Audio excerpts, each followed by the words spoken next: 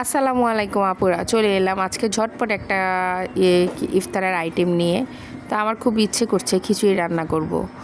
তো ইফতারে 10 মিনিট বাকি, তো কীভাবে তাড়াহুড়া করে খিচুড়িটা রান্না করি সেটা আজকে আপনাদের মাঝে শেয়ার করব। চলুন মূল রান্নায় চলে যাই। প্রথমে আমি এখানে দেখতে পাচ্ছেন প্যান নিয়ে নিয়েছি, এখন পরিমাণ মতো তেল দিয়ে নিচ্ছি। এর মধ্যে আধা কাপ পরিমাণ পেঁয়াজ কুচি দিয়ে নিলাম। পেঁয়াজটা ভাজা ভাজা হয়ে আসলে এর মধ্যে এখন আদা রসুন বাটা দিয়ে নিলাম।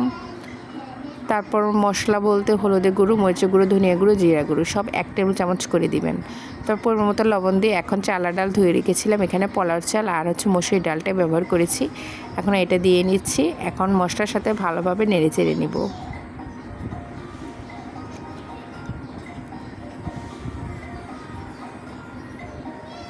তো ভালোভাবে নেড়েচেড়ে দেওয়ার পর এখন আমি ফ্রোজেন করে রাখা ক্যাপসিকাম দিয়ে নিলাম। আমার খিচুড়িতে ক্যাপসিকামটা দিতে ভালো লাগে, তো আমি দিয়ে নিচ্ছি। এখন নেড়ে চেড়ে ভালো করে তারপর এখন পরিমাণ মতো পানি দিয়ে নিব।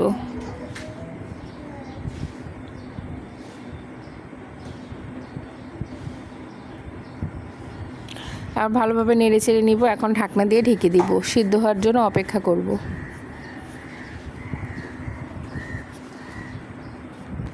এদিকে আবার মুরগি মাংস রান্না করে রেখেছিলাম, তো খিচুড়ির সাথেই খাওয়া যাবে। তো এখন আবার ঢাকনা উঠিয়ে দেখি যে চাল আর ডালটা সিদ্ধ হয়েছে কিনা। ভালোভাবে নেড়ে চেড়ে নিচ্ছি। তো উল্টে পাল্টিয়ে দেখলাম এখন পানিটা আস্তে আস্তে শুকিয়ে আসছে। আমার খিচুড়িটা রেডি। যেহেতু পোলার চাল, সিদ্ধ হতে বেশি একটা সময় লাগে না।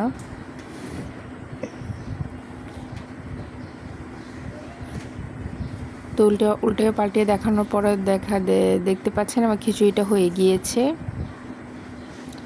চলুন এখন আমরা ইফতারের জন্য রেডি করি।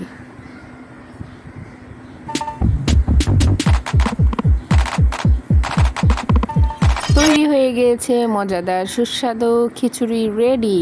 আজকে আমার ইফতারের আয়োজন এই ছিল।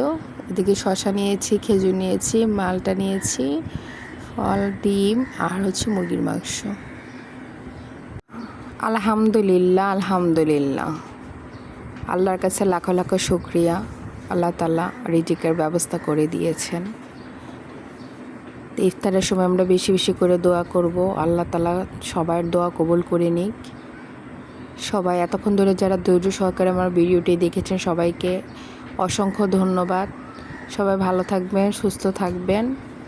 আজকের মতো বিদায় নিচ্ছি। আল্লাহ হাফেজ।